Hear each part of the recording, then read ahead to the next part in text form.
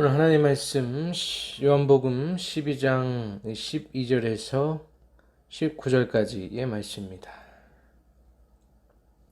그 이튿날에는 명절에 온 큰 무리가 예수께서 예루살렘으로 오신다는 것을 듣고 종려나무 가지를 가지고 맞으러 나가 외치되 호산나 찬송하리로다 주의 이름으로 오시느니 곧 이스라엘의 왕이시여 하더라. 예수는 한 어린 나귀를 보고 타시니 이는 기록된 바 시온 딸아 두려워하지 말라. 보라 너희 왕이 나귀 새끼를 타고 오신다 함과 같더라.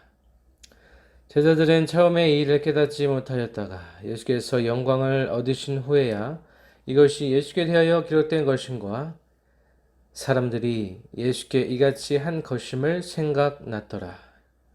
나사로를 무덤에서 불러내어 죽은 자 가운데서 살리실 때에 함께 있던 무리가 증언한지라. 이에 무리가 예수를 맞음은 이 표적 행하심을 들었음이로라. 바리새인들이 서로 말하되 볼지어다 너희 하는 일이 쓸데없다. 보라 온 세상이 그를 따르는도다. 아멘. 기도하겠습니다. 하나님 아버지 감사합니다. 오늘도 귀한 주의를 허락하여 주심을 감사합니다. 날마다 주님의 인도하심 따라 성령의 인도하심 따라 살아갈 수 있도록 도와주시고 아버지의 자녀로 거룩하게 이 땅에서 주님께서 주어진 이 인생길을 걸어갈 수 있도록 도와주옵소서. 감사드리며 살아계신 예수 그리스도의 이름으로 기도합나이다. 아멘. 오늘도 요한복음의 말씀으로 주의 은혜를 같이 나누겠습니다. 지난주에는 우리가 예수님의 발에 향유를 부은 마리아의 신앙을 살펴보면서 또 예수님의 죽으심과 부활이 가까웠다라는 내용을 함께 살펴보았습니다. 또 예수님께서 나사로를 살리시는 이적을 통하여서 예수님에 대한 믿음을 갖게 되는 사람들이 있었고 또 그와는 반면에 예수님을 더욱더 죽이고자 하는 세력들이 이제 자신들의 본색을 드러내는 그러한 대립 속에서 우리가 말씀을 살펴보았습니다. 오늘은 예수님께서 예루살렘으로 가시는 내용입니다. 12절에 보니까 그 이튿날에는 명절에 온 큰 무리가 예수께서 예루살렘으로 오신다는 것을 들었다 이야기하고 있습니다.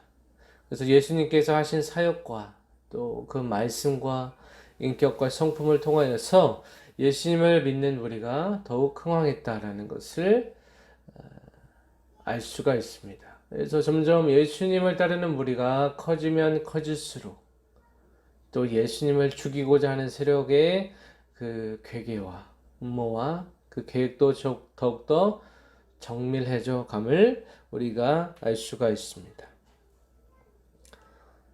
그래서 예수님의 무리가 이렇게 점점 더 예수님의 세력이 또 예수님을 믿는 무리가 늘어나는 것은 어찌 보면 하나님의 나라가 확장되는 결과라고도 볼 수가 있습니다.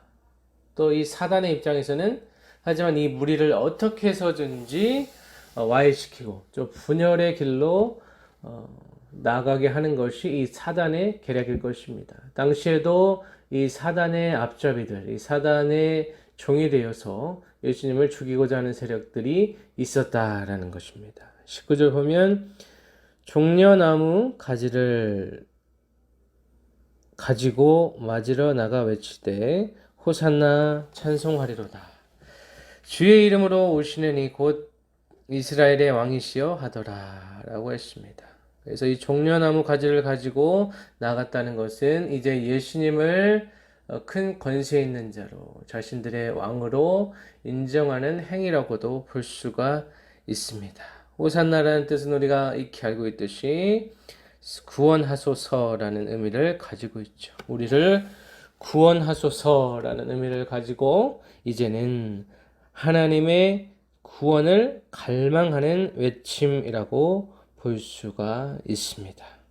그래서 당시 사람들이 정치적으로 로마에 앞져 있었고 또 또 저 육체적으로도 고된 삶을 살아갔고 또 그들의 영적으로 궁핍한 상태에 있었기 때문에 이들은 자신들을 구원해줄 메시아가 반드시 필요했습니다.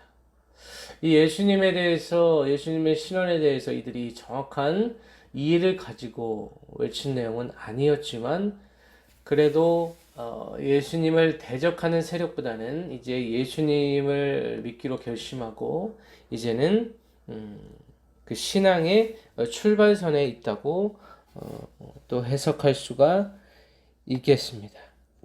그래서 자신들의 왕, 자신들의 메시아, 자신들이 생각했던 메시아의 모습으로 주님께서 끝까지 역사하신 것은 아니었습니다. 당시에 이스라엘 사람들은 이 정치적인 메시아를 원했습니다. 그래서 완전히 로마 세력을 몰아내고 자신들을 완전한 독립으로 이끌며 자신들의 정치적이고 또 영혼의 구원까지도 허락하실 그러한 왕을 기대했기 때문에 자신들의 기대에는 자신들이 생각한 이 메시아관에는 미치지 못했을 것입니다. 하지만 예수님께서는 하나님의 방법으로 이 땅에 오셨기 때문에 사람의 생각과 또 전통에 얽매이지 않는 분이십니다. 그래서 14절에 보니까 예수는 한 어린 나귀를 보고 타셨다라고 했습니다. 대개 메시아가 말이나 병거를 타고 오리라고 생각했던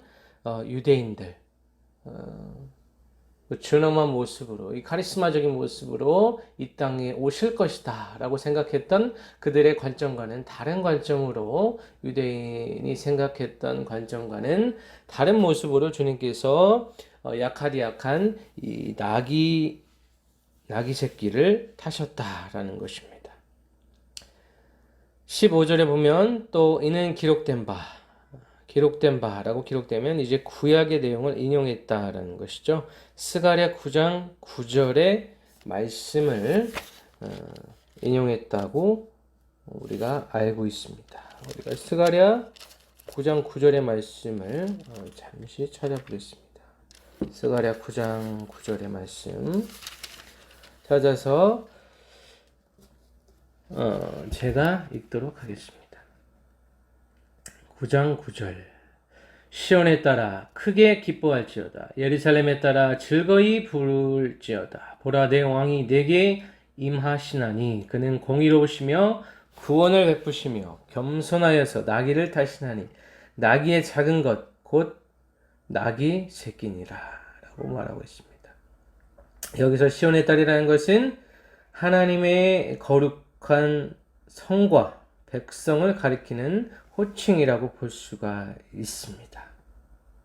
그래서 시온의 딸이라 라고 하는 것은 결국에는 하나님의 백성을 통칭한다고 볼 수가 있다라는 것이죠. 그래서 시온에 따라 두려워하지 말라. 그들의 모든 두려움은 이제 예수님께서 걷어가 주신다라는 것이고, 또 보라 너희 왕이 나귀 새끼를 타고 오신다함과 같더라. 이 스가랴 9장 9절의 말씀을 이제 인용하면서 이야기하고 있습니다.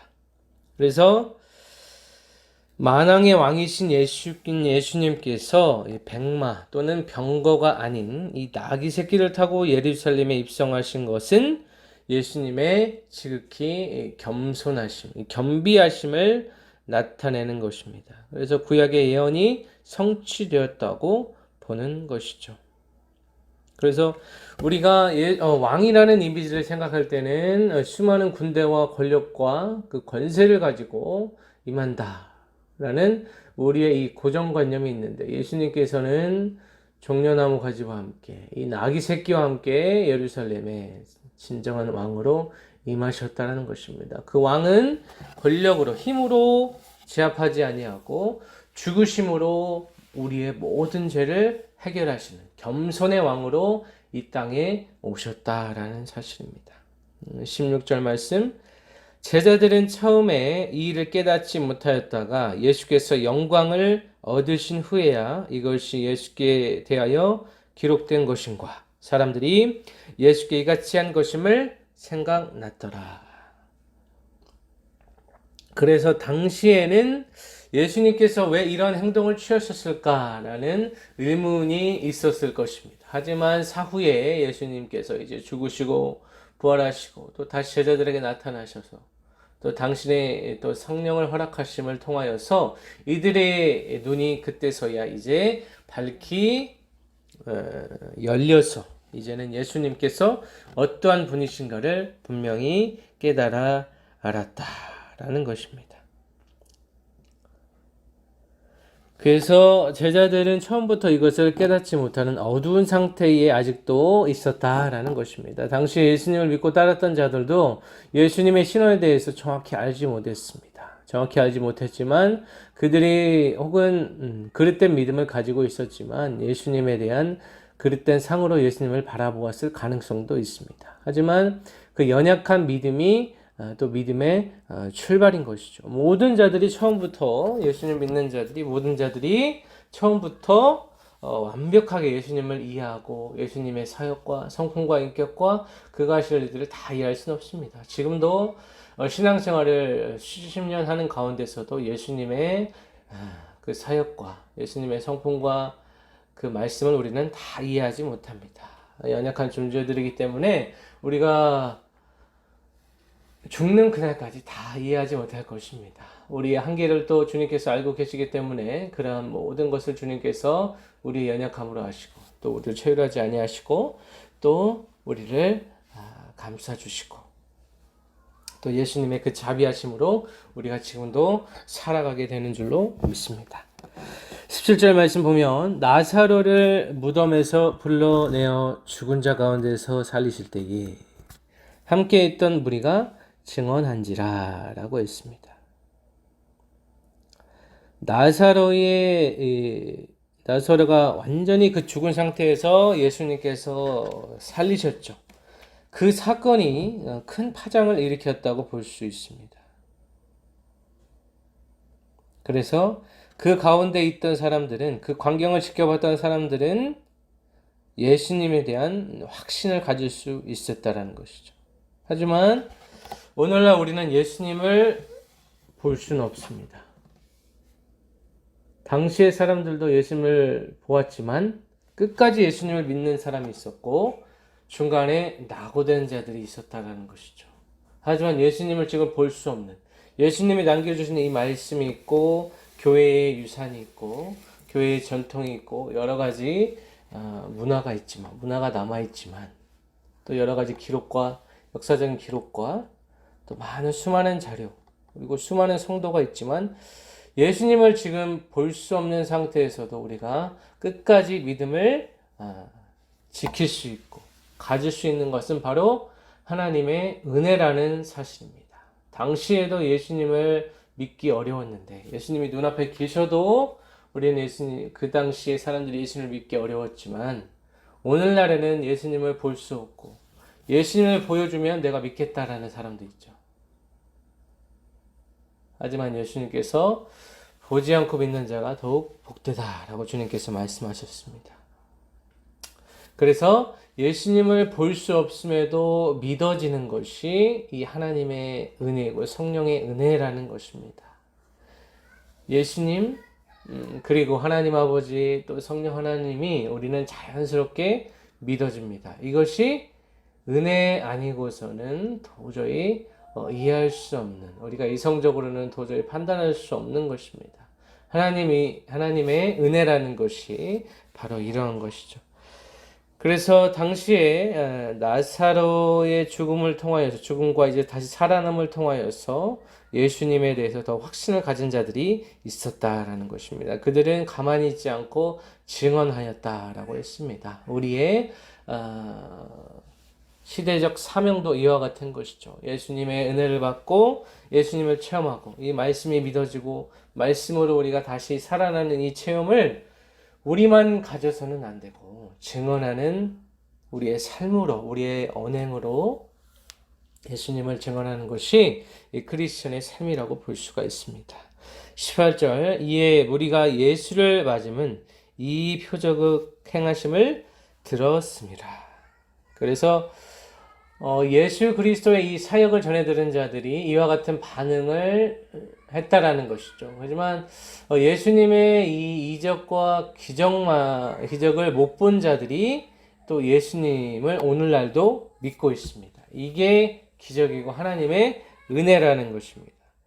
그래서 예수님을 맞이하는 자세라고 한다면, 이제 예수님께서 이제는 죽으시고 부활하시고 승천하셔서 성령 하나님을 우리에게 보내셔서 우리와 함께 하고 계십니다. 또 이제는 예수님의 약속에 의하면은 예수님께서 다시 이제 재림하시는 그때가 온다고 합니다. 우리는 재림의 그때를 사모하면서 거룩한 신부의 모습으로 우리는 이 땅을 살아가고 있는데, 예수님께서 하신 이 표적들을 우리는 이제는 말씀으로밖에 들을 수가 없는 시대에 이제 살고 있습니다. 그래서 이 당시 예수님을 맞은 자들은 예수님의 그 겉으로 드러나는 그 사역을 통하여서 예수님을 믿었기 때문에 표면적으로 믿었을지는 몰라도 진정으로 예수님을 끝까지 따른 자들은 극소수에 불과했다, 이렇게 볼 수가 있습니다. 하지만 이제 예수님께서 직접 우리 눈에 보이시지도 않고 주님께서 남겨주신 이 말씀을 붙들고 살아가는 우리 입장에서는 쉽게, 그 당시 사람들보다 더 쉽게 믿음이 흔들릴 수 있다라는 점을 말씀드리고 싶습니다. 우리의 현실과 우리의 상황에 우리의 믿음이 무너질 수 있는 가능성이 크다라는 것입니다.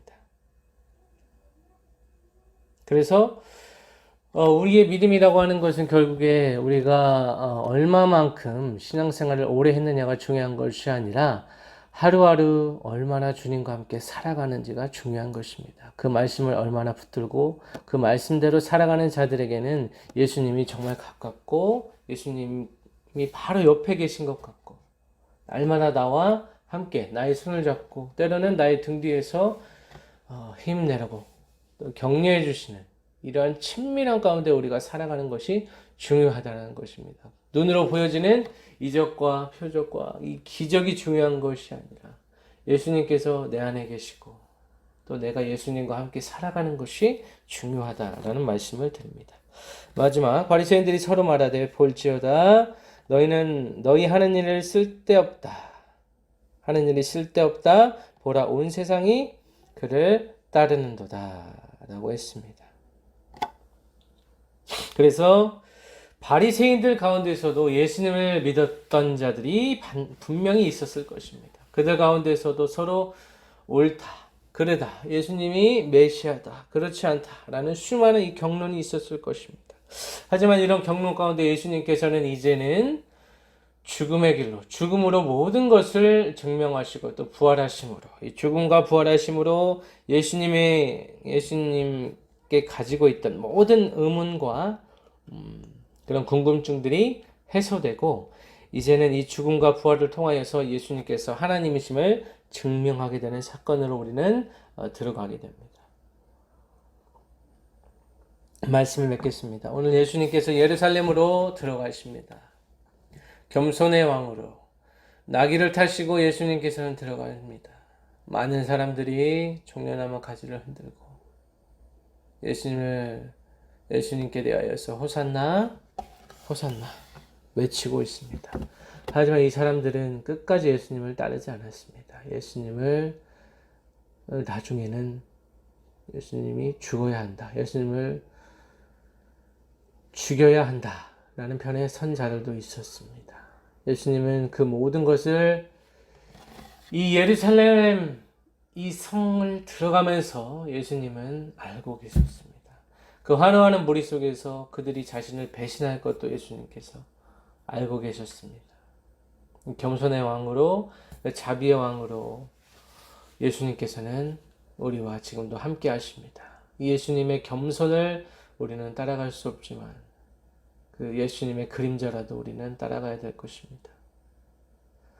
예수님께서 오늘날도 우리와 함께 계신다는 사실을 믿으시기를 바랍니다. 그리고 예수님께서 우리의 주인과 구세주와 제사장과 영원한 왕으로 우리 모든 삶에 예수님께서 우리와 함께 하실 것입니다. 주님의 그 은혜를 따라서 우리는 오늘도 하루하루 살아가기를 원합니다. 이 땅에 왕으로 오신 그 예수 그리스도를 생각할 때에 내가 이 시간 품고 있는 모든 문제는 주님의 그 겸손함에 모두 다 사라지게 될 것입니다. 주님께서는 우리를 위하여 자신의 몸을 내어주셨습니다. 그 은혜를 생각할 때 우리가 가지고 있는 문제는 아무것도 아닌 것이 될 것입니다. 이 땅을 살아가면서 우리에게 앞으로도 수많은 어려움과 고통이 찾아올 것입니다. 우리는 끊임없이 죄를 짓고 넘어질 것입니다. 하지만 그때마다 주님께서 우리 손을 붙잡고 일으켜 주시고 또 일으켜 주시고 절망하고 쓰러져 있는 그 시간에도 주님께서는 우리를 계속해서 일으켜 주실 것입니다. 그러면서 나와 함께 가자 주님께서 말씀하여 주실 것입니다. 때로는 우리는 인생을 포기하고 싶을 때도 있습니다. 그래서 실제로 자신의 목숨을 스스로 끊는 경우도 있습니다. 하지만 예수님께서 그럼에도 불구하고 끝까지 우리와 함께 하시고 우리가 죽는 그날까지 예수님 우리와 함께 하실 것입니다.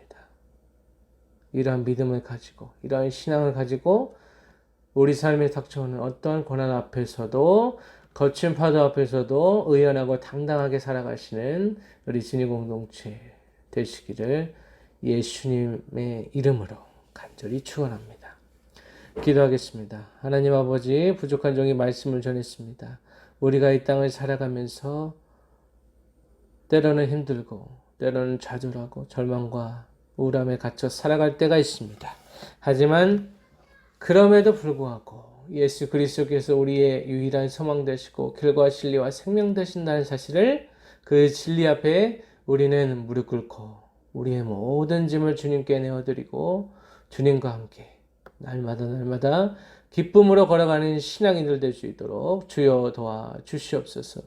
이 땅을 걸어갈 때에 주님밖에 없음을 우리 안에 모든 우상을 이 시간 토해내기를 원합니다. 모두 제거하기를 원합니다. 주님만이 나의 만족 되시고 나의 유일한 소망 되심을 이 시간 고백합니다. 우리의 모든 기쁨은 주님으로부터 나온다는 이 단순한 진리 앞에 한 주간 살아가게 하시고 아버지께서 베푸신 그 은혜와 또 앞으로 베푸실 은혜를 사모하며 살아가기를 원합니다. 감사하며 예수님의 이름으로 기도합니다. 아멘.